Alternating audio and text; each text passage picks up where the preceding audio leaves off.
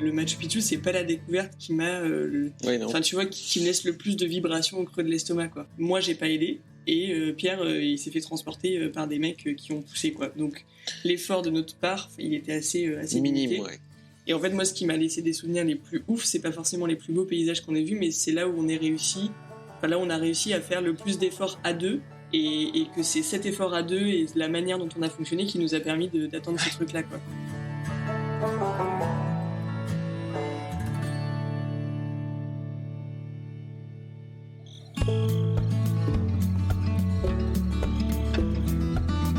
Le 13 novembre 2015, Pierre assistait à un concert de rock.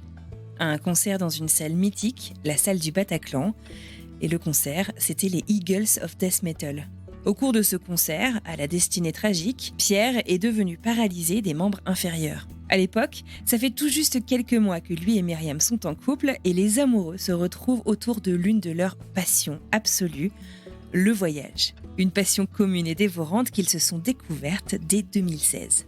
Après une lune de miel aux États-Unis, un pays très adapté aux besoins des voyageurs en fauteuil, Myriam et Pierre créent une association, Wheel the World, littéralement un monde sur roues. Une association qui promeut et encourage le voyage, quel que soit le handicap. L'ascension du Machu Picchu, la découverte des glaciers de Patagonie ou encore un nouvel an à Sydney, leur incroyable tour du monde a été arrêté par la pandémie du coronavirus en 2020. Enfin arrêté, non. Mis en pause plutôt. Aujourd'hui, je vous propose de découvrir ce hors-série mêlant aventure humaine et dépassement de soi, un épisode qui, je n'en doute pas, va vous faire voyager. Cet épisode a initialement été enregistré il y a quelques années. Si vous souhaitez avoir des nouvelles de Myriam et Pierre, nous avons enregistré un bonus qui est d'ores et déjà disponible dans le podcast. Vous écoutez French Expat, un podcast de French Morning. Ah oui, et moi, c'est Anne-Fleur Andrely.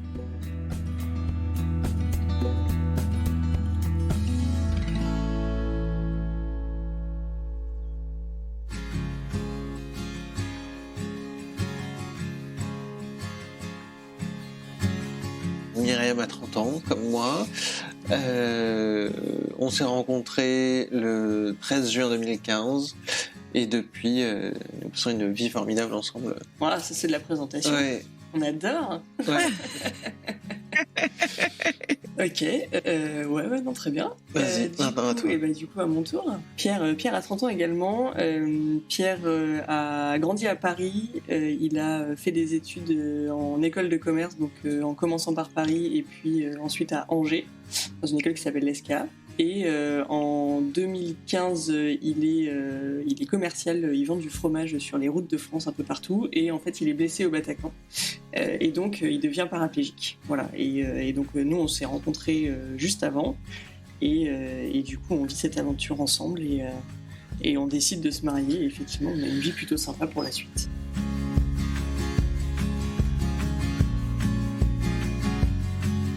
Alors moi j'ai découvert votre histoire en écoutant Ex avec Agathe Le Caron.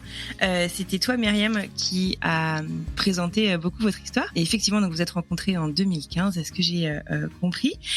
J'ai une question un petit peu avant de vous rencontrer, parce que maintenant le voyage prend une grande place dans vos vies. Avant de vous rencontrer, est-ce que c'était quelque chose qui vous intéressait particulièrement l'un et l'autre individuellement? Est-ce que je sais pas, vous avez été exposé au voyage en grandissant? Est-ce que vous avez toujours rêvé de faire le tour du monde? Enfin j'en sais rien. Quelle place ça a eu chez vous? Alors je pense que c'est un peu différent pour Pierre et pour moi, mais si je dois parler juste de moi, moi j'ai toujours beaucoup aimé voyager. J'ai passé beaucoup de mes vacances en étant enfant plutôt en France en fait, soit en Bretagne, soit dans la Creuse, donc dans des régions assez sympas, mais du coup avec relativement peu de voyages à l'étranger. Et en fait quand j'ai commencé mes études, du coup j'ai pris goût au voyage, notamment avec mon Erasmus que j'ai fait au Portugal, et un certain nombre de petits voyages que j'ai fait avec des copains. Du coup, ça a commencé à devenir une vraie passion de découvrir justement des choses à l'étranger, de voir de nouvelles cultures, de rencontrer de nouvelles personnes qui n'avaient rien à voir avec ce que je connaissais jusqu'à présent. Et du coup, j'avais la ferme intention de voyager beaucoup. J'avais pas forcément prévu de faire un tour du monde, quoique j'avais des copains ou des collègues qui étaient partis faire des tours du monde et que ça m'avait bien branché. Mais c'était pas un objectif de vie en soi, quoi. Et alors toi, pas du tout pareil, est-ce que j'ai compris? Ouais, non, pas trop pareil. En fait, moi, depuis tout petit, les parents nous ont emmenés en voyage. Donc, on a la chance d'avoir une maison en Bretagne, on a un appartement à la montagne. Et donc, on avait une partie de nos vacances qui était plutôt là-bas quand on était tout petit. Et ensuite, quand on a commencé à grandir, en fait, là, les parents ont un peu voulu nous emmener découvrir un peu le reste plutôt de l'Europe. Et donc, on a pas mal fait tout ce qui est Italie, on a baroudé en Angleterre, en Espagne, Croatie, Irlande. Et en fait, on a fait notre voyage de noces, on est allé aux US ensemble, dans le côté ouest. Et en fait, c'est un voyage que j'avais fait, on l'a fait en 2018, et 10 ans avant, j'avais fait quasiment le même voyage avec les parents. Déjà, ça permettait de savoir que c'était... Enfin, moi, je savais que ça allait être accessible. Enfin, on en reparlera, je pense, pendant le podcast. Mais oui, en fait, on a fait pas mal de voyages aux US, et en fait, à chaque fois, c'était vraiment une envie de découverte qui était assez importante. Donc, en fait, on a peu eu l'occasion de voyager avant le Bataclan avec Myriam, parce qu'on en a fait un gros voyage de 5 jours. À Venise, mais c'est tout quoi. Et après, donc on a redécouvert le voyage ensemble différemment.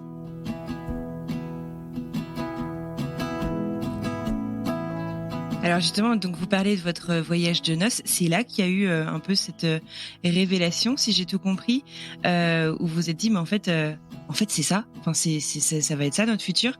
Vous pouvez me raconter un petit peu comment ça s'est passé ? Quand Pierre est passé en fauteuil, je pense que quand quelqu'un a un accident de manière générale et que sa vie change autant, le premier truc qui vient en tête, après ça dure plus ou moins longtemps en fonction des gens et en fonction de ce qu'on apprend, mais c'est ouais, il y a plein de trucs que je pourrais plus faire en fait. Et notamment dans les trucs qu'on pourrait plus faire, on a commencé à se pencher dessus beaucoup pour notre voyage de noces, mais on avait déjà en tête qu'il y avait un certain nombre de pays qui avaient l'air assez compliqué pour nous à aborder, parce que la plage c'est quand même pénible, parce que les randos c'est quand même hyper compliqué que ce soit accessible. Enfin, en gros, il y a plein de pays qui nous faisaient rêver, où on s'était dit ok, maintenant a priori on va pas y aller quoi. Ouais. Et donc pour notre voyage de noces, on décide effectivement d'aller aux États-Unis pour le côté accessible et pour se dire on a vraiment envie de profiter de ces 3 semaines, donc on veut un truc où on sait qu'on va pas galérer tous les ouais. 2 mètres quoi. Et on choisit les États-Unis et en fait entre-temps on avait quand même appris pas mal de choses sur la manière de voyager plus facilement, plus léger, etc. Et ce qui nous a marqué en fait, c'est que dans un pays aussi accessible que les États-Unis, on croisait assez peu de gens en fauteuil en fait quand on allait dans les parcs nationaux, quand on allait en extérieur et tout, alors que c'est super accessible. Et donc on s'est dit mais en fait il y a un vrai sujet quoi, il y a un truc à faire en fait, parce que on manque d'infos, parce que ça fait peur de voyager en fauteuil, parce que il y a pas suffisamment de choses qui permettent aux gens de découvrir ce qu'ils peuvent faire, et donc nous on veut faire ça, on veut permettre à d'autres d'avoir cet apprentissage rapide comme nous on l'a eu en fait.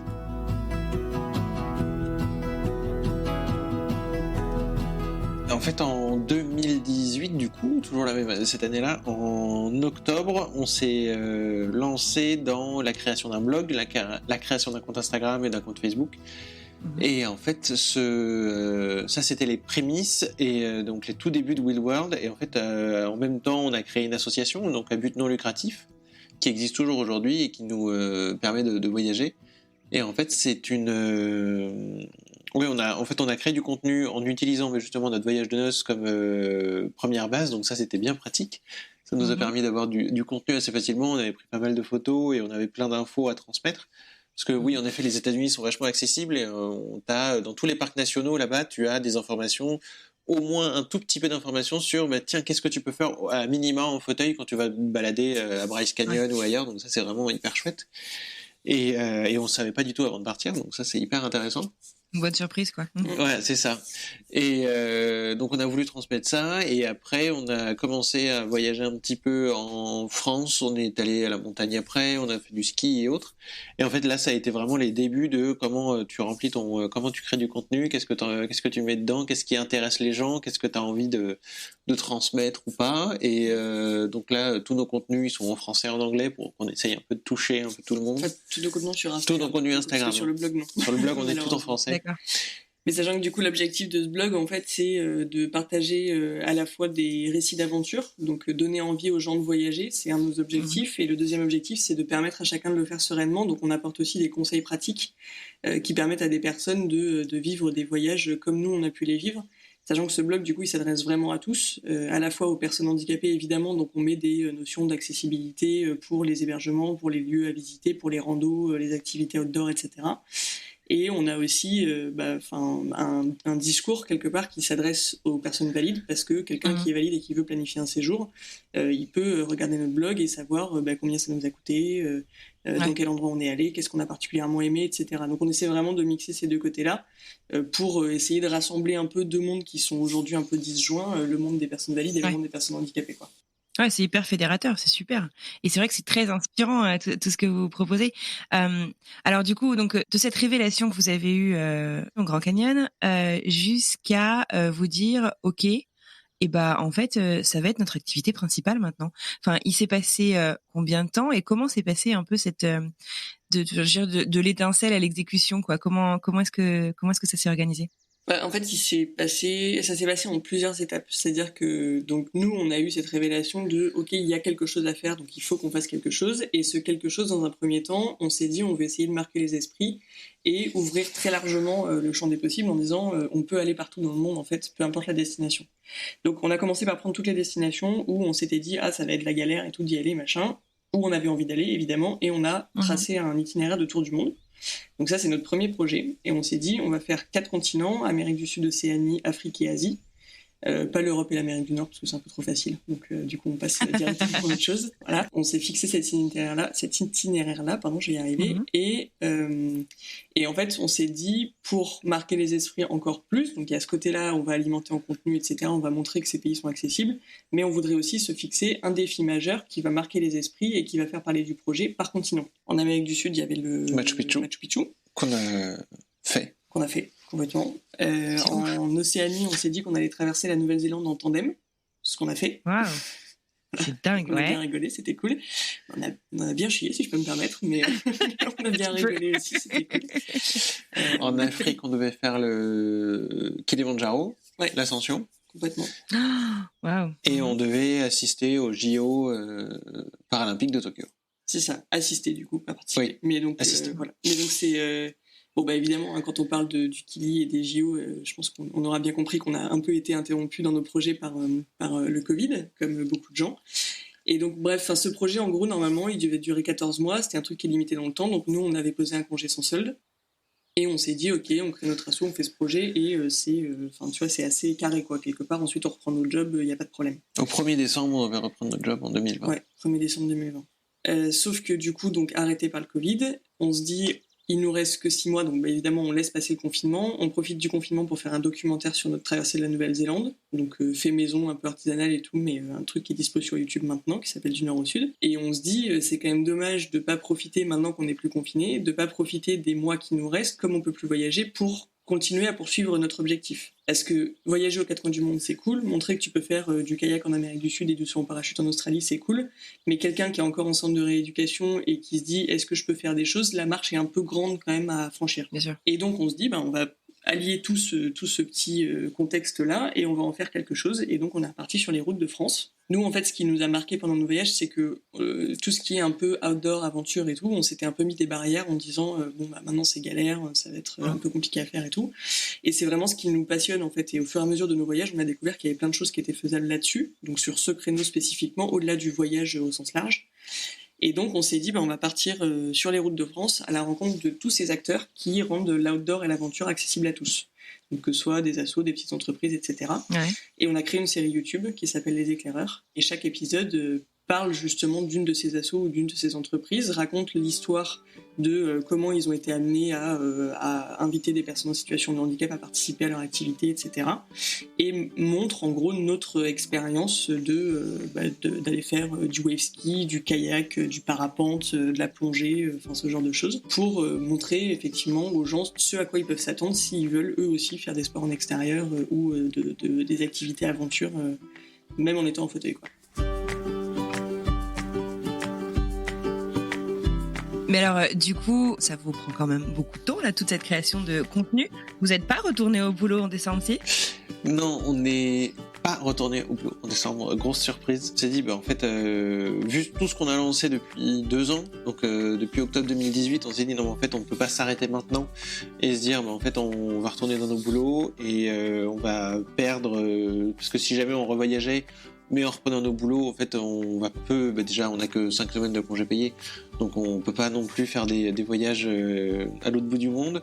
c'est plus compliqué et surtout on va perdre l'engagement d'une communauté qui était intéressée justement à ce mélange des genres et de Valide et Andy en même temps. Du coup on s'est dit on va prolonger d'1 an. En fait pendant cette nouvelle année 2021, on garde notre association et on se lance aussi dans la création d'une entreprise qui elle va en fait allier un petit peu tout ce qu'on a essayé de mettre en place pendant 2 ans. Et en fait pour nous permettre de voyager certes mais aussi de gagner notre vie parce que là jusqu'à présent on était sur nos économies et sur le budget qu'on avait pu monter. Comment est-ce que vous financez justement tout ça ?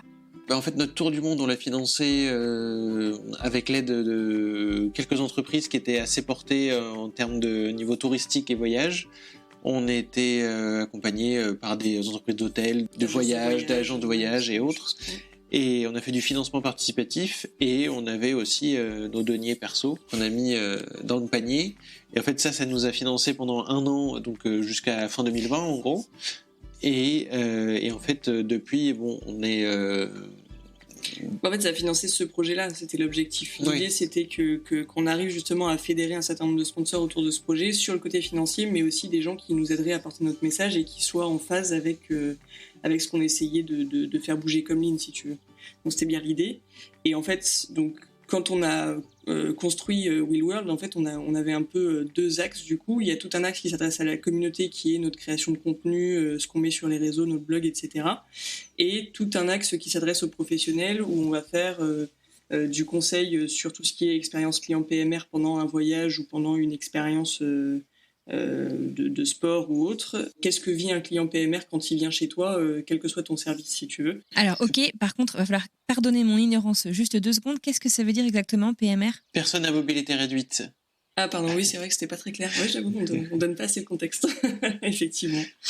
Donc ça, c'est la première partie. On a toute une partie de conférence où en fait on va pouvoir raconter notre histoire, mais au-delà de juste se focaliser sur nous, c'est plutôt qu'est-ce que ça nous a appris et qu'est-ce que ça peut apprendre à d'autres personnes qui n'ont pas vécu la même chose. Et le troisième aspect, c'est de valoriser en fait les efforts qui sont faits en termes d'accessibilité pour d'inclusion plutôt en fait au sens large pour des marques, des destinations, des entreprises, etc. Génial. Donc ces 3 volets-là qui s'adressent aux professionnels, c'est ça en fait qu'on est justement en train de professionnaliser. Ouais. Donc en gros, on crée une entreprise qui est une filiale de l'asso, comme ça on garde quand même ce côté intérêt général, etc. C'est bien l'objectif en fait de tout ça.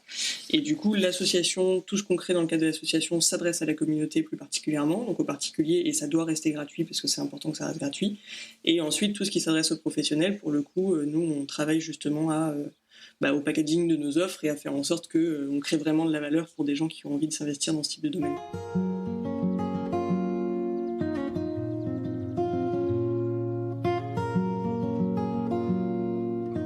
J'aimerais bien qu'on revienne maintenant un petit peu plus en détail sur votre voyage à proprement parler. Donc une fois les États-Unis faits pour votre lune de miel en 2018, on va parler maintenant de votre tour du monde. Alors de manière très pratique, vous avez commencé par quelle destination du coup ? L'Amérique du Sud, on a commencé par là, ouais. L'Amérique du Sud, ok. Et donc de manière très pratique, très concrète, comment est-ce que vous avez choisi où est-ce que vous alliez commencer, dans quelle ville vous alliez atterrir et par où est-ce que vous alliez vous lancer quoi ? Quand on a planifié le tour du monde au global, on s'est dit que déjà suivre les saisons c'était chouette pour rester pendant 1 an en été, à peu près. Ça c'est pas mal. Déjà pouvoir se dire qu'on peut s'organiser ça comme ça, c'est pas mal. L'autre point névralgique était de se dire on veut être à Sydney au 31 décembre. Ok, autant faire les choses en grand, vous avez raison. Je suis curieuse du coup, juste pourquoi Sydney au 31 décembre, il y avait... est-ce que c'était pour le côté extraordinaire ? C'est toujours la première ville qu'on voit passer aux infos dans l'année suivante, ou est-ce qu'il y avait un truc particulier que vous vouliez voir ? Ouais, c'est le côté feu d'artifice sur le pont, c'est le truc un peu waouh que tu vois à chaque fois et puis tu fais partie des premiers quoi. Et après surtout en fait c'est surtout Sydney qui a calé cette partie-là et la partie africaine elle était calée par rapport aux saisons animales, donc avec la migration animale annuelle en fait, donc on était obligé de suivre ça. Et l'ascension du Kili quand même qui était tu peux pas le faire à n'importe quelle période quoi. Le mieux c'est de le faire à un moment où il y a pas trop de neige quand même. Et puis l'Asie s'était calée sur les JO. Du coup l'Amérique du Sud se mettait au début. Donc du coup, vous commencez donc par l'Amérique du Sud, vous le disiez. Votre projet incroyable sur ce continent, c'est de monter et d'aller découvrir le Machu Picchu. Comment est-ce que du coup vous êtes organisé? Comment ça s'est passé? Et puis qu'est-ce que vous aviez décidé de faire d'autre sur ce continent? Racontez-moi un peu. En fait, on a commencé par le Pérou. Donc on est arrivé le 2 septembre à Lima direct depuis Paris. Et en fait, on avait en idée de descendre l'Amérique du Sud depuis le Pérou, aller en Bolivie, Chili, Argentine jusqu'à Ushuaia. Et ensuite, on remontait au niveau du Brésil, en passant par Iguaçu. Et en fait, le Machu Picchu, on y était le 14 septembre, un truc comme ça, donc 12 jours après notre arrivée. Ouais. Donc c'était assez bien que ce soit pas tout de suite après l'arrivée, parce que comme ça nous a permis progressivement de nous adapter à l'altitude. Et parce que Lima est à 0, le Machu Picchu est à 2007. Ah ouais, et Cusco est à 3005. Ouais, sachant qu'après on passait en Bolivie par le lac Titicaca, et la Titicaca est plutôt à 4000 du coup, donc ça... Ah ouais, d'accord, ouais. Ouais, d'accord, donc c'est pas mal d'avoir un peu d'adaptation, quoi. C'est ça. Et en fait pour le Machu Picchu, en fait encore aujourd'hui les fauteuils sont interdits parce que c'est pour éviter d'abîmer les pierres et autres, donc parce que les chemins sont un peu étroits. Et donc, tu es obligé de passer par des entreprises un peu spécialisées là-dedans. Et en fait, le matériel que tu utilises pour faire le Machu Picchu, ça s'appelle une joëlette. Donc, c'est une sorte de chaise à porteur. Donc, en gros, tu as un siège, 2 barres devant et des poignées derrière. Donc, il y a un mec qui dirige devant, celui qui est derrière aide à passer les marches. Et en fait, sous mes fesses, il y a une roue. En fait, sous le siège, il y a une roue avec suspension. Donc, toi, en fait, tu es complètement passif pendant ta balade. Et en fait, c'est ça qui te permet de pouvoir mieux te mouvoir dans un truc aussi étriqué que le Machu Picchu, on va dire. Ouais. Enfin, sachant qu'en fait, les fauteuils sont pas interdits partout. Il y a un premier point de vue où tu peux y aller en fauteuil, mais bon, déjà, il faut passer une sacrée pente. Mais du coup, on voulait aller un peu plus loin, quoi. Si tu veux, on voulait vraiment explorer cet endroit en se disant, c'est quand même un truc un peu mythique. Et qu'on avait envie de faire parce que le côté plein de marches et tout, envie de voir ouais, c'est clair. J'imagine que du coup il n'y a pas vraiment de place pour l'improvisation avec ça, puisque vous aviez besoin de faire appel à une entreprise pour avoir un coup de main physique, quoi, pour arriver. Où est-ce qu'on trouve du coup ce type d'informations, puisque vous allez rendre ces informations disponibles au plus grand nombre? Comment est-ce que vous y êtes pris pour préparer tout ça? Comment on les a découverts? Ou est-ce que en fait, alors non, c'est pas sur place. Nous, le truc, si tu veux, c'est ça aussi qu'on veut rendre finalement quelque part aux personnes handicapées, c'est la liberté de voyager simplement. Nous, quand on planifie un voyage, bon déjà, après, chacun ses priorités, mais nous, on veut avoir des hébergements pour être sûr d'avoir des moments de décompression pour la journée. Donc, on sait qu'on peut se taper n'importe quoi pendant la journée, on y fera face, mais il faut qu'on soit capable de bien dormir et que Pierre puisse prendre une douche, quoi, de base. Ouais. Voilà. Donc, c'est quand même un peu important. Donc déjà, Pierre, il passe des semaines, des mois avant à réserver les hébergements, vérifier si c'est accessible, pas accessible et tout. Donc maintenant, on s'adapte un peu plus facilement. Mais au début, il nous fallait quand même beaucoup de critères pour s'assurer que les logements seraient praticables, quoi. D'accord. Nos 3 mois en Amérique du Sud je m'y suis mis en février 2019 et c'était booké en fin avril, quoi. Ah waouh, c'est un énorme boulot. Ouais, c'est boulot, ouais. Parce que tu t'échanges par WhatsApp, tu te fais envoyer des photos, des vidéos. Ah oui, d'accord, tu prenais pas pour argent comptant ce que tu vois sur le site web. Jamais. Mais en fait, ça tu peux pas. Ouais, non, mais c'est surtout. Intéressant de le dire, je me rends pas compte. Ouais. En fait, en fonction des pays, et en fait, l'Amérique du Sud, ils sont vachement pour comprendre et savoir ce dont tu as vraiment besoin et comment ils peuvent t'aider pour le rendre accessible. Donc ça, c'est vraiment un truc en plus. Et surtout, la simplicité de pouvoir les contacter par WhatsApp, ça change la vie.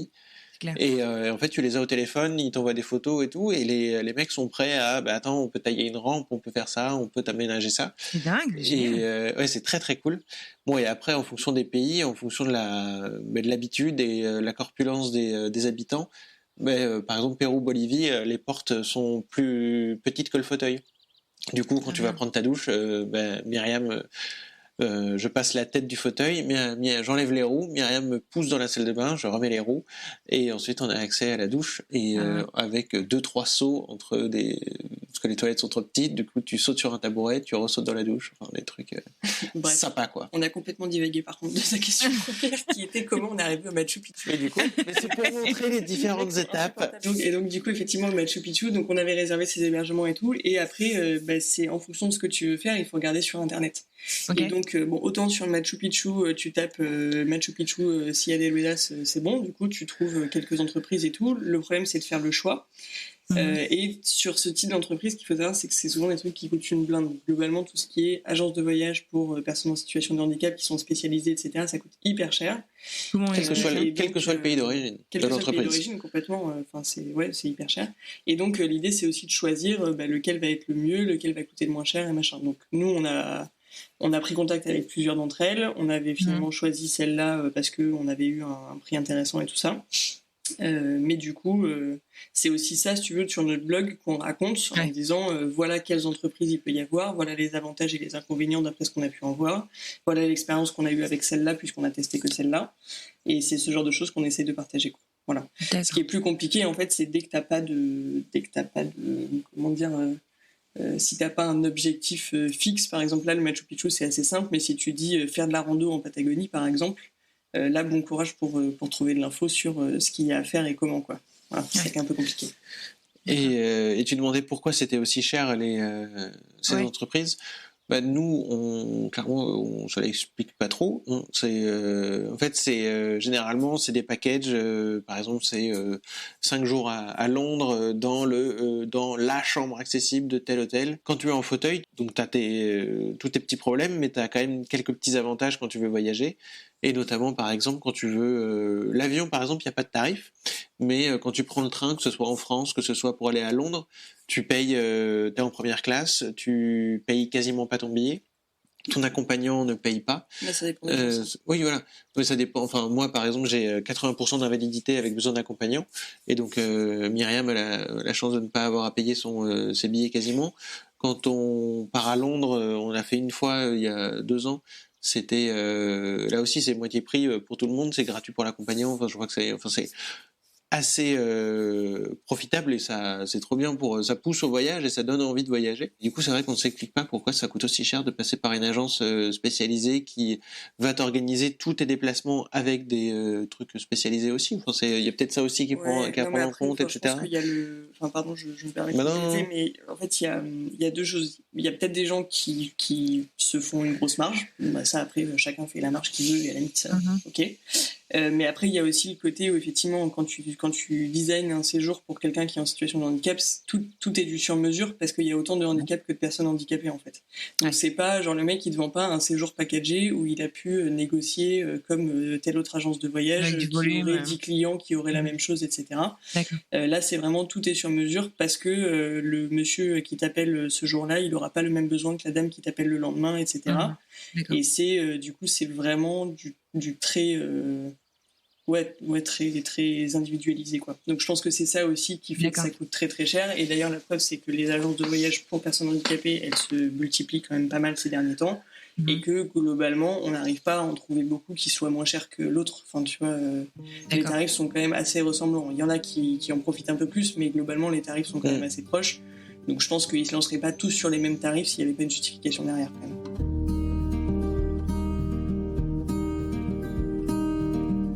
Ramenez-moi un peu au Machu Picchu 2 secondes. Est-ce que vous pouvez juste me dire, on oublie le fauteuil, on oublie tout en fait. Racontez-moi un peu qu'est-ce que vous avez vu, qu'est-ce que vous avez ressenti. On n'a pas eu le même truc tous les deux avec Myriam quand on a découvert le Machu Picchu, parce qu'en fait, moi j'étais dans mon siège, donc en fait moi je n'ai rien à faire de savoir comment je vais arriver à tel endroit. Et en fait, il y a un petit chemin d'accès par là où on est passé sur la fameuse plateforme qui est accessible au fauteuil. Et en fait, là, les mecs m'ont dit, vas-y, ferme les yeux et en gros, laisse-toi porter et on te dira quand les ouvrir. Sauf que Myriam, elle a pas pu faire ça parce qu'il y a personne qui l'a guidée et parce qu'en fait, au plein milieu du chemin, il y avait un énorme rocher à éviter. Donc, si elle avait fermé les yeux, ce serait fait le rocher. Donc, ça aurait été un peu embêtant. Et donc, moi, j'ai vraiment eu ce côté waouh en ouvrant les yeux. Et enfin, Myriam l'a certainement eu aussi, mais c'est vrai que c'est toujours un peu plus impressionnant, j'imagine, quand tu fermes les yeux et que tu les ouvres. Et non mais c'est te dire que t'es là au milieu de la jungle dans un truc où il y a découvert par hasard par des chasseurs et chasseurs-cueilleurs de l'époque. Et non mais c'est fou de dire il y a des gars qui ont construit ça là. T'avais toute une civilisation, plusieurs milliers de personnes qui habitaient là, et toi, t'es là au milieu de tout ça, et tu te sens un peu petit au milieu des montagnes, de la jungle. Je sais pas, il y a un truc waouh qui te prend, quoi.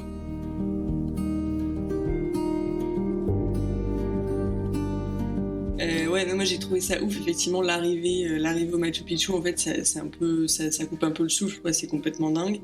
Et à la fois, je trouve que c'est très cool pour le côté symbole, en fait. C'est vrai que se dire, ça y est, on est arrivé à notre premier objectif. Enfin, tu vois, pour nous, ça avait quand même une symbolique particulière. Après, c'est vrai que quand je regarde, maintenant qu'on a un peu de recul sur notre voyage, etc., le Machu Picchu, c'est pas la découverte qui m'a... Enfin, tu vois, qui me laisse le plus de vibrations au creux de l'estomac, quoi. C'est laquelle, alors? Alors, du coup, c'est... Enfin, bon, il y en a plusieurs. Mais en fait, l'idée du Machu Picchu, c'était très cool, c'était hyper symbolique et tout. Mais effectivement, moi, j'ai pas aidé. Et Pierre, il s'est fait transporter par des mecs qui ont poussé, quoi. Donc, l'effort de notre part, il était assez minime, limité. ouais. Et en fait, moi, ce qui m'a laissé des souvenirs les plus ouf, c'est pas forcément les plus beaux paysages qu'on ait vus, mais c'est là où on est réussi. Enfin, là où on a réussi à faire le plus d'efforts à deux. Ouais. Et que c'est cet effort à deux et la manière dont on a fonctionné qui nous a permis d'atteindre ce truc-là, quoi. Donc, ça a été le cas pour... le kayak. Le lago Grey. Enfin, il y a le Perito Moreno où du coup on a fait du kayak tous les deux au pied du Perito Moreno, donc qui est un des plus grands glaciers du monde. C'était une folie. Enfin, franchement, c'était absolument incroyable. C'est où ça, du coup? C'est en Argentine, c'est ça? Ça, c'est en Argentine. Ouais, en Argentine. C'est dans la partie. Vers Ushuaia, par là. Patagonie et tout. Enfin, c'est un peu avant Ushuaia, du coup, c'est par là, ouais. T'as à Torres del Paine, donc pour le coup côté chilien, mais toujours en Patagonie. C'est un immense parc naturel. On a trop galéré parce qu'en fait, il y avait rien qui était bien accessible et tout, donc on n'a pas beaucoup profité des paysages. Et il y a un moment, on se retrouve au lago Grey, qui est un du coup des lacs de glaciers du parc. Et en fait, on en a bavé à mort parce qu'il y avait 2 km de galets sur la plage pour aller voir les icebergs, etc. Donc les galets, c'est un peu l'enfer. On a passé 3 heures à faire l'aller-retour, mais au moins on a vu le paysage et on était dans le paysage et en fait on en a trop profité, quoi. Ouais. Et enfin, tu vois, on en a juste bavé de ouf et c'est ça les meilleurs souvenirs. C'est le moment où on se dit, on a mérité, on a mérité ce paysage, on est trop content d'être là et c'est hyper cool, quoi. Et même sensation du coup en Nouvelle-Zélande où tu te dis, clairement, là, je viens de me taper 700 km de route à vélo pour arriver à tel endroit. Je suis content d'y être, quoi. Et après, en termes de paysage, certes, le Machu Picchu était très beau. La Patagonie aussi, il y a à chaque virage le long de la route A40, qui est la route qui fait Bolivie quasiment jusqu'à Ushuaia, donc qui fait 5000 km, tu vois pas mal de paysages dans tous les sens. Mais je pense qu'on s'est aussi pris une claque quand on a pris l'avion depuis Santiago pour aller à l'île de Pâques. Et quand tu arrives à l'île de Pâques et que tu vois ces statues que des mecs ont taillées dans la pierre et ont trimballé, tu sais toujours pas comment, tu te dis quand même il y a un vrai truc et t'es sur une île qui fait 30 km de long, ça te prend au trip, quoi, quand tu vois ça, ouais.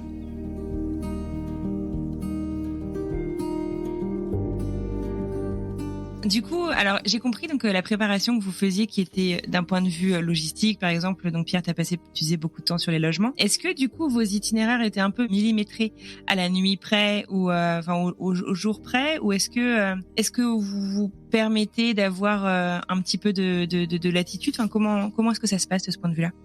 Quand on est en itinérance, on n'a pas trop de latitude. Non, c'est ça. Non, mais c'est ça. Oui, on est complètement.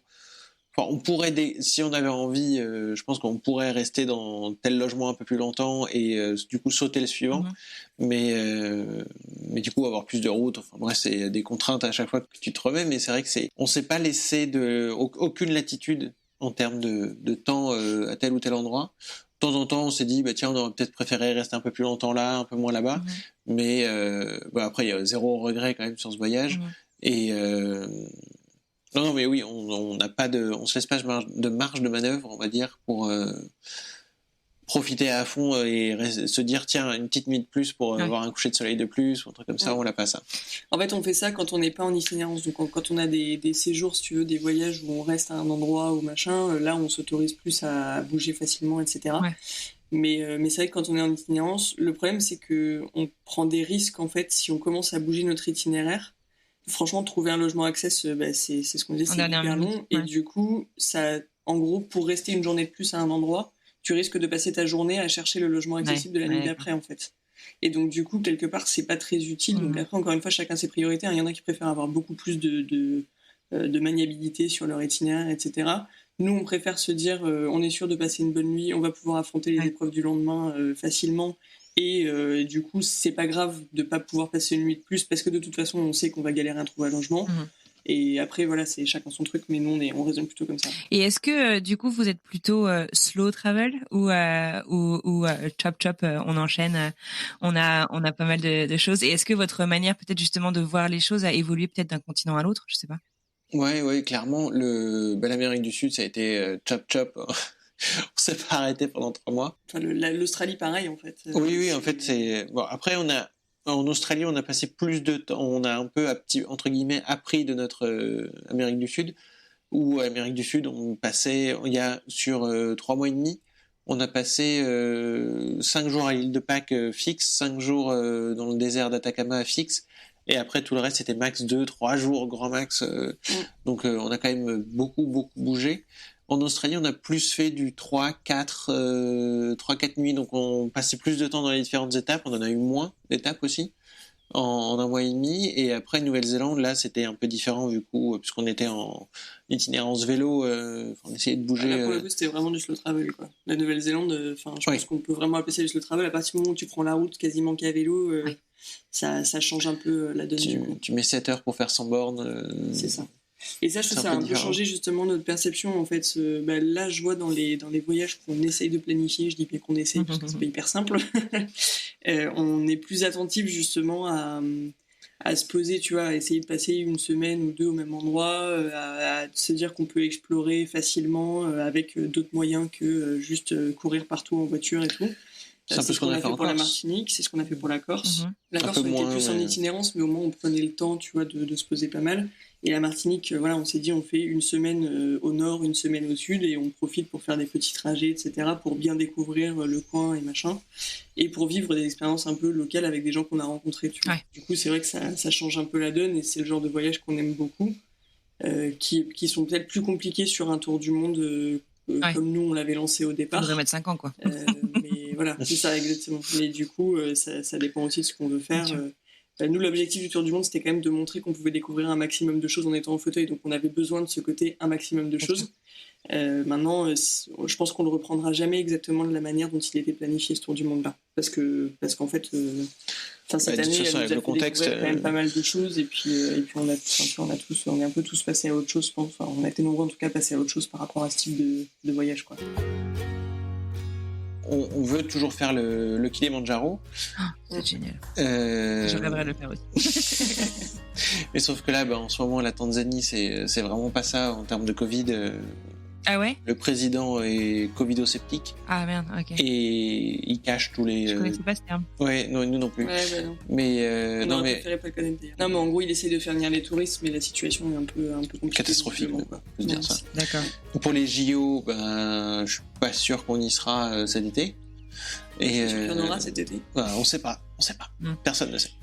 Ouais. Voilà. Et non, mais il y a quand même quelques pays qu'on a envie de faire. Bon, la Birmanie, on rêvait de le faire. Et là, petit contexte particulier en Birmanie. Non, mais voilà, on sait qu'on ira dans certains des pays qu'on voulait faire, des 8 derniers qui restaient, mais on les fera pas tous. Mais après, l'idée, c'est aussi de se concentrer justement sur des nouveaux projets qu'on n'aurait pas fait sur un truc d'1 an, si tu veux, sur une pause d'1 an, mais qu'on peut maintenant envisager pour la suite, quoi. Typiquement, tu vois, se faire un truc en Europe. Nous, par exemple, on rêve d'aller en Islande, mais on se dit...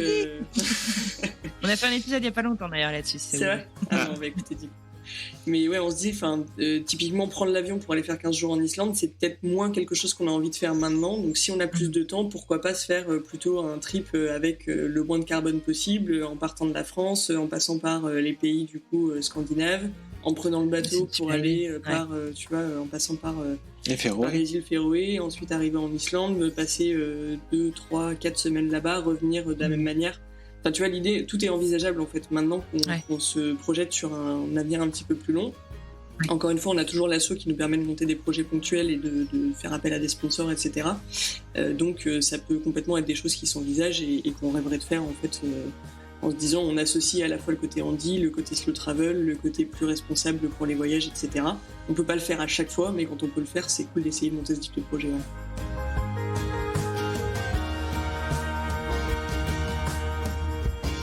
Revenons juste sur l'Australie 2 secondes. Alors du coup, le 31 décembre à Sydney, c'est quoi? Ça se passe comment? C'était bien dingo, ouais. Là, c'était complètement. Et en plus, on s'était un peu. Vous étiez sur la plateforme de l'opéra ou... Ouais, on s'est un peu craqué parce qu'on est allé faire la soirée de gala à l'opéra. Soirée de gala à l'opéra? T'as des chanteurs d'opéra qui viennent et en fait t'as tout un orchestre, t'as toute une soirée qui est organisée avec un petit speaker qui fait des blagues entre chaque chanson. Et les mecs reprennent les plus grands thèmes du Barbier de Séville, Traviata et tout ça. Et donc cool, ça c'est très cool, parce qu'en plus ce qui est très cool à Sydney, c'est que pour les enfants ils font un feu d'artifice vers 9h du soir, comme ça ils peuvent aller se coucher. Du coup il y a un entracte d'une demi-heure pour voir le feu d'artifice, et après l'opéra se termine un petit peu avant le feu d'artifice principal qui est à minuit, et du coup après t'es sur le pont, et il y avait des vrais fans du feu d'artifice sur le pont, sur la plateforme avec nous. Enfin il y en a qui étaient complètement fous, et les gens sont là depuis, il y en a qui campent depuis la veille, et il y en a qui payent jusqu'à je sais pas combien de centaines de dollars ou de milliers pour être au meilleur spot. Et pourquoi enfin, ta place se paye Ça dépend des endroits, ouais. Il y a, je crois qu'il y a le jardin botanique. Alors là, c'est là où c'est très pratique. Quand tu es Andy, tu as droit à t'as des loteries et tu peux avoir des billets gratos Andy avec accompagnant. C'est génial. Mais sinon, oui, pour le jardin botanique, je crois que tu payes. Pour être devant l'opéra, tu payes. Il y a des jardins qui sont de l'autre côté du pont. Où là c'est gratuit parce que la vue est moins bonne, c'est des trucs comme ça, mais les gens sont hyper enthousiastes quoi qu'il arrive, ils ont tous leur pique-nique, enfin c'est hyper bon enfant, et puis du coup c'est hyper marrant de repenser à cet événement parce que c'est quand même le truc blindé de monde, tu sais, où tout le monde est collé serré et machin et tout. C'était la dernière fois. Quand on pense que c'était le 31 décembre et que genre 10 jours après on entendait parler du Covid pour la première fois en Australie, tu vois, ça fait hyper bizarre en fait. C'est clair. Et c'est fou de se dire qu'on qu'on a eu la chance de vivre ça juste avant la pandémie, juste avant de devoir arrêter notre tour du monde et machin. C'est assez dingue quoi. C'était le dernier gros événement qu'on a fait quoi. Ouais, c'était un moment de ouf. Franchement, c'était complètement incroyable quoi. Vous avez été les premiers à rentrer en 2020. Bravo. J'espère que vous avez savouré. Du coup, c'est vous, si vous avez passé le nouvel an 2021 du coup en France, vous avez passé une très longue année 2020. C'est ça. Exactement. Déjà que 2020 était un peu long de base. Oui, là, c'est ça. Du coup, on s'est rajouté quelques minutes en plus.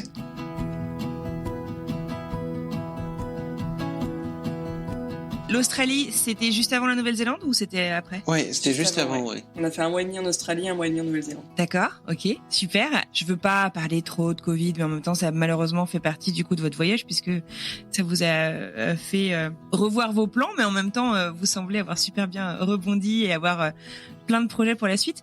Comment est-ce que du coup vous avez pris cette décision de rentrer? Est-ce que ça a été les ambassades qui vous disent écoutez les gars, peut-être falloir arrêter, enfin, ou c'était vos proches, enfin, comment ça s'est passé? Bon, ça a été un peu forcé, hein, entre guillemets. En fait, on était en pleine étape vélo, on était au fin fond des fjords néo-zélandais, donc au sud de Milford Sound et en direction de Bluff, le port le plus au sud de Nouvelle-Zélande, donc c'était notre objectif.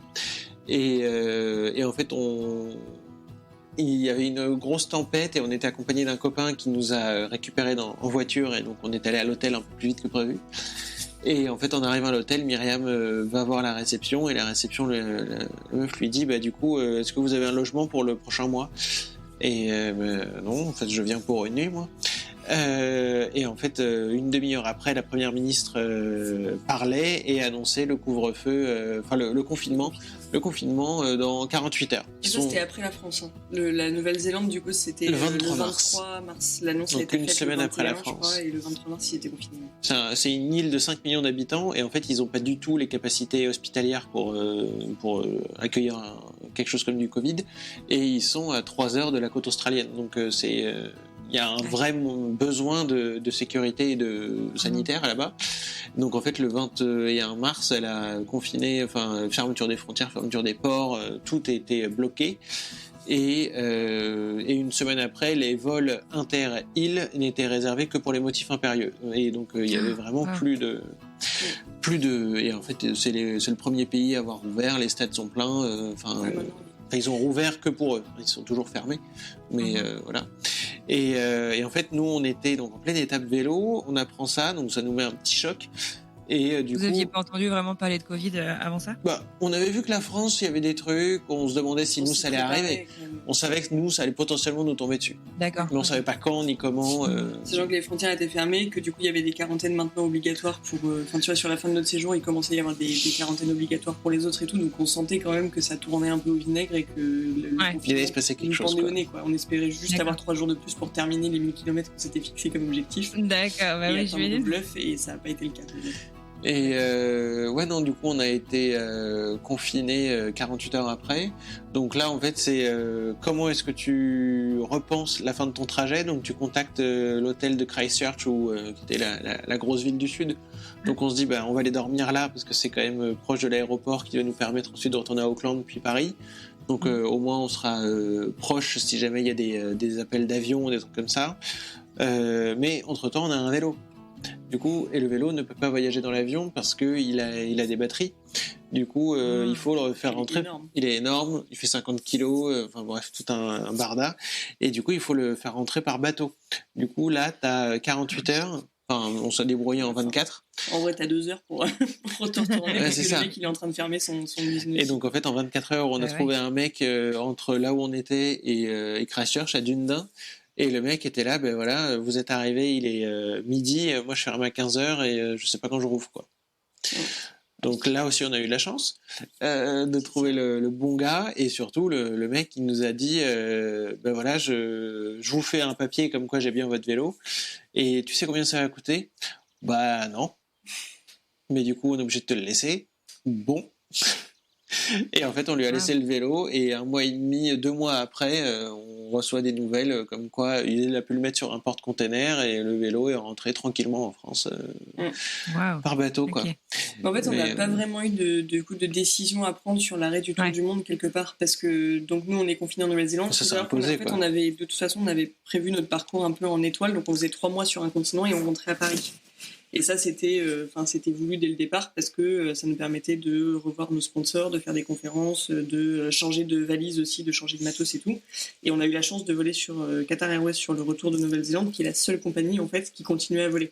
Donc nous, notre vol n'a pas été annulé, on n'a pas dû repayer une blinde de billets d'avion pour rentrer, etc. On a juste pris notre vol comme c'était prévu. Sauf qu'on n'avait pas prévu d'être confiné 10 jours avant, mais bon, ça, à la limite, voilà, ça se fait. Et du coup, on a pris notre vol comme prévu, on est rentré à Paris, et de toute façon, tout le reste, en fait, l'Afrique, le machin, tout avait été annulé parce que les frontières étaient fermées, etc. D'accord, ouais. En fait, on n'a pas vraiment eu de décision à prendre sur le retour, si tu veux. Par rapport à d'autres qui étaient en tour du monde plus longue durée, sans avoir de billets retour, et qui ont été obligés de prendre de nouveaux billets pour rentrer, c'était un peu différent, quoi.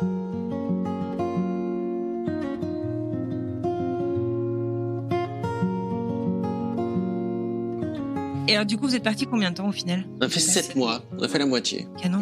C'était trop cool. J'imagine que c'est pas forcément facile à résumer en un enseignement, mais en quoi est-ce que ces 7 mois vous ont changé, peut-être individuellement et en tant que couple ? Comment est-ce qu'ils nous ont changé ? En fait, ça nous a permis de voyager avec un fauteuil, c'est quand même certes, c'est des contraintes parce que c'est de l'organisation, c'est de la planification, mais c'est faisable. Et en tout cas, avec mon handicap propre, chacun ayant le sien. Mais à mon niveau, c'est faisable, et c'est surtout, en fait, tu découvres sur place la volonté des gens de vouloir t'emmener plus loin que ce que toi tu pouvais faire. Et ça, on l'a surtout ressenti on l'a ressenti partout, mais on l'a surtout ressenti en Amérique du Sud, où là, les gars, la première question qui se pose, c'est pas, la première truc qu'ils disent, c'est, tiens, tu vas pas y arriver, comment est-ce qu'on va faire ? C'est, tiens, dis-nous ce qu'on peut faire pour que tu puisses y arriver. Et en fait, rien que ce truc-là, en fait, ça te conforte, et toi, ça te motive à faire plus. Parce que tu te dis, au moins si j'arrive jusque-là, peut-être qu'il y aura quelqu'un de trop cool qui va pouvoir m'aider à aller jusque-là. Et peut-être qu'on va avancer comme ça au fur et à mesure. Donc ça, c'est vraiment hyper sympa. On s'est rendu compte aussi, en fonction avec les super rencontres qu'on a pu faire quand on est rentré en France, c'est que y a des gens comme ça partout sur la planète, en fait, qui veulent t'aider à aller plus loin. Et encore, quand on était en Martinique, on a terminé une rando où il y avait des escaliers, en fait, des touristes nous ont portés. En fait, c'est ça qu'on essaye de transmettre, c'est plus il y aura de personnes en fauteuil qui vont voyager, et plus en fait ce sera moins une surprise de voir cette personne tiens, qu'est-ce que vous faites là, comment vous êtes arrivé là, et plus on cherchera à démocratiser la présence du handicap dans toutes les situations en France et dans le monde, plus on sera à même d'aider et d'accepter le handicap en fait.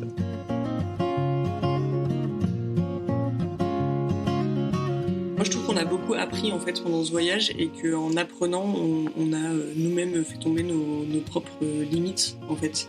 C'est-à-dire qu'à chaque fois qu'on apprend à résoudre une situation, finalement, ça nous sert pour celle d'après. Et comme ce qu'on a déjà acquis, c'est déjà acquis, en fait, du coup, on passe directement à l'étape supérieure et tout. Je pense que c'est le cas depuis qu'on a créé Wheel World. Au départ, on s'était pas dit tiens, je vais traverser la Nouvelle-Zélande en tandem. Et puis on a appris des trucs, on a fait des choses, on s'est heurté à des problèmes, on les a résolus et on a fini par réussir à traverser la Nouvelle-Zélande en tandem. Et voilà, enfin du coup d'un point de vue travail en équipe, je trouve que ça nous a quand même vachement servi. Et après, je pense que le deuxième truc, c'est sur la communication. On se connaît quand même maintenant beaucoup mieux qu'avant de partir. Et je pense qu'on a tendance à mieux identifier là où on a vraiment des leviers pour aller plus loin, là où, de toute façon, on n'arrivera pas à changer la problématique qu'on rencontre. Et du coup, on se parle vraiment, on se parle beaucoup plus facilement et on avance beaucoup plus facilement en comprenant ce que l'autre ressent, en fait. Surtout sur les kayaks. Non, mais globalement, il y a des mouvements quand je suis en train de pousser où moi, s'il fait un faux mouvement, en fait, ça me tue parce que je suis en train de faire tel effort et que c'est hyper galère. Maintenant, il le sait. Pareil, moi, quand je l'aide, etc., je sais quand est-ce qu'il faut que je fasse tel mouvement ou pas, quand est-ce que je risque de le faire tomber ou pas. Enfin, voilà, c'est quand même vachement plus fluide, notre manière d'avancer, quoi. D'un point de vue, je reviens un tout petit peu en arrière parce que j'ai oublié de vous poser la question, mais j'espère que vous m'excuserez mon ignorance, mais comment on fait du tandem du coup, tous les deux ? Ouais, en fait, le tandem est un peu particulier. En fait, c'est une marque allemande qui fait ce modèle-là. Donc, c'est un modèle que tout le monde peut acheter. Il n'est pas spécifique handi. Mm-hmm. Et donc, il y a une personne qui est à l'arrière, qui est assise comme sur un vélo classique, qui a pédale, vitesse, frein et direction. Du coup, elle a le guidon. Et en fait, à l'avant, le modèle classique, c'est un siège un peu vélo semi-couché. Donc, tu as des pédales pour les pieds.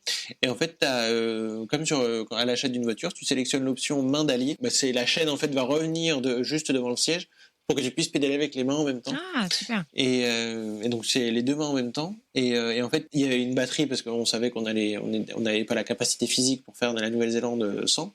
Et en fait, Myriam peut pédaler, même si moi, je pédale pas. Et en fait, moi, je contribue à l'effort en alimentant le pédalier principal sur une chaîne séparée, en fait. Super. Donc, c'est pas un tandem vélo classique où là, les deux doivent être au même rythme. Ils nous permettaient de trouver chacun notre rythme. Comment vous avez trouvé ça ? En fait, en juin 2019, on a fait un triathlon avec des collègues du bureau. Ok. Voilà. On a fait un petit quand même. Quand même. Et en fait, les mecs s'étaient motivés. Il y avait un des mecs qu'on connaissait qui était là. Ah, c'est trop cool si on fait ça sur un tandem. Et puis au final, on a testé, on a trouvé ça cool. Et puis il a fait tiens, on ferait pas la Nouvelle-Zélande en tandem. Et puis on a fait la Nouvelle-Zélande en tandem.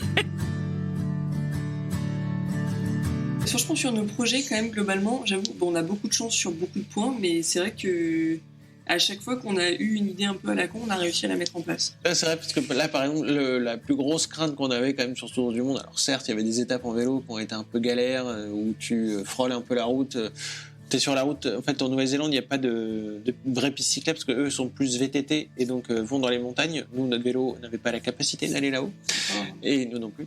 Et en fait tu as les camions qui trimballent du bois qui te frôlent un peu fort, donc t'as un peu peur avec l'appel d'air de temps en temps. C'est des petits stress, ouais. Ouais, les mecs n'aiment pas trop les vélos certains, donc ils te collent un peu trop près, bref des trucs comme ça. Donc ça on a eu quelques stress là-dessus, mais je pense que le plus gros stress qu'on avait c'était le Kilimanjaro, bon on n'a pas encore fait, mais là on avait vraiment prévu d'arriver une semaine en avance, de faire des tests, faire des étapes parce qu'on allait avoir des porteurs en plus pour moi, pour me porter, parce que j'allais le faire dans mon fauteuil, et pas en joëlette ou quoi. Et donc là vraiment l'idée était de participer à l'effort, et on était beaucoup plus prêts au moment du Tour du Monde où on avait fait l'Amérique du Sud jusqu'à 4000 mètres, voire un peu plus haut, et la Nouvelle-Zélande, et là on se sentait prêt pour faire l'Afrique, et en fait toute la capacité physique qu'on avait accumulée pendant 7 mois, elle a un peu disparu pendant le confinement. Et donc, il y a quand même des petits challenges où on les met sur le papier, et puis après, même si on va pas jusqu'au bout, de toute façon, le fait de tenter, c'est déjà un truc. Ouais, on essaye. Après, en fait, le truc, c'est par exemple le Kili. Moi, je suis pas très inquiète sur le fait qu'on soit en capacité de le faire. Le problème, c'est qu'il y a toujours un paramètre qui est l'altitude que tu sais pas comment tu vas gérer. Donc, tu as quand même une grosse place à l'imprévu, quoi.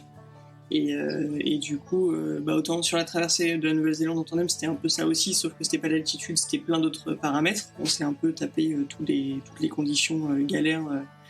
Problème de moteur, mauvais temps, vent, pluie, froid. On n'a pas crevé. Bref, c'était un peu la galère. C'est ça, c'est le seul qu'on n'a pas eu, je crois. Mais du coup, tu gères toujours, tu vois, t'as toujours des solutions de contournement. Quand tu prends l'altitude comme variable, en fait, t'as pas de solution de contournement. C'est soit tu t'adaptes, soit tu t'adaptes pas, quoi. Donc voilà, tu peux faire attention, tu peux tout prévoir pour, mais il y a un moment où il y a quand même un gros facteur hasard dans le lot.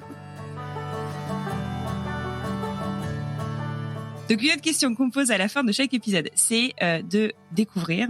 Alors généralement c'est le lieu d'expatriation, donc c'est plus facile, il y a qu'un lieu, à travers les yeux donc de notre invité, et on demande en fait de nous partager 3 endroits, 3 expériences, 3, je sais pas, un truc à ramener, un truc à goûter, un truc à voir qui l'a particulièrement marqué. Alors j'imagine que l'exercice n'est pas facile parce que vous avez fait tellement de destinations et que c'est limite impossible de résumer votre partie de tour du monde en 3 expériences, mais donc sans dire que je sais pas les autres étaient moins bien, est-ce que vous pourriez nous partager 3 choses à vraiment pas manquer qui vous ont particulièrement marqué tous les deux? Moi, je me lance déjà, donc pagayer sur le lac à 2 degrés, le lago Argentino, au pied du Perito Moreno. Truc de ouf. Oh, c'est pas le lago Argentino. D'accord. C'est pas le lago Argentino aussi? Bah si. Ah si, c'est sûr. Si. Si, Je dis pas que des conneries, je t'assure. Donc c'est très très bien. Si vous avez la possibilité d'aller voir les moaïs de l'île de Pâques, il faut absolument il faut pas hésiter, quoi. Ouais. Et rester plus d'une seule journée pour en profiter. Milford Sound. Ouais, Milford Sound, c'était cool. Mais sinon, au global, je dirais que... Alors, je sais pas si c'est très bien à dire sur un podcast d'expat, ça fait peut-être très bizarre, mais je trouve qu'en fait, on kiffe énormément depuis qu'on voyage sur les routes de France. Voyager justement lentement sur les routes de France pour découvrir des paysages autres que ceux de l'autoroute et du coup se perdre et aller rencontrer des gens qui font des trucs de ouf à droite et à gauche, ça vaut vraiment la peine en fait. C'est vraiment un truc cool et j'ai adoré le tour du monde et j'ai hâte de revoyager et tout parce que ça fait aussi du bien de changer d'air et de changer complètement de paradigme, mais voyager en France c'est aussi une manière de se dépayser quelque part. On a un très beau pays. Ouais. Et on a découvert, c'est clair, de petites routes où, au lieu de prendre l'autoroute pour remonter depuis la Corse jusqu'à Paris, on est passé par le centre de la France. Et on a découvert des maisons d'hôtes super, des gens trop top, de bons terroirs. Enfin, on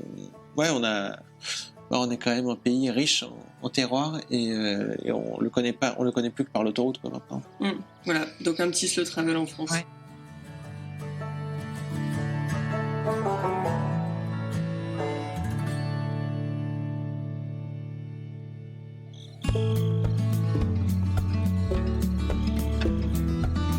Et voilà, c'est tout pour aujourd'hui. J'adresse un immense merci à Myriam et Pierre pour ce très chouette moment, ces bel échange partagé avec eux. Je vous remercie vous aussi de nous avoir écoutés jusqu'au bout. J'espère que cet épisode vous aura plu autant qu'à moi. Si c'est le cas, vous connaissez la rengaine absolument par cœur. Rendez-vous sur les réseaux sociaux ou même sur Apple Podcast et Spotify pour nous laisser un petit mot et des étoiles. Ça compte énormément pour moi, mais aussi pour les témoignants, passés, présents et futurs. Je vous le disais en introduction, si vous souhaitez avoir des nouvelles plus récentes de Myriam et Pierre, il y a quelques semaines, nous avons enregistré un petit bonus pour vous raconter un petit peu où ils en sont. Si vous souhaitez découvrir leur ascension du mont Kilimandjaro, eh bien vous savez ce qu'il vous reste à faire. Tradition oblige, je vous propose de découvrir ensemble où nous partons la semaine prochaine.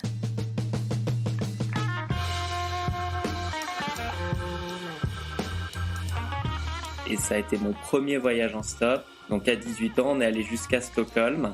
Et puis à partir de là, je suis parti au moins une fois par an, donc plutôt l'été, refaire des voyages en stop. Donc en Europe jusqu'à Budapest, Saint-Jacques-de-Compostelle, Glasgow et ainsi de suite. Et ensuite, ça a été les États-Unis. Il n'y a pas forcément un regard très positif de la société sur des gens qui vont faire des pèlerinages pour un chanteur. Par contre, s'ils vont le faire pour un roi de France ou pour un saint, et ben tout d'un coup, dans certains milieux, et ben ça va être très bien vu. Moi, je voulais montrer que finalement, les gens, ils font le pèlerinage qui leur tient à cœur, et que finalement, s'ils ont trouvé là-dedans leur sens à leur vie, et bien moi, j'ai envie de faire la lumière là-dessus, et sans juger.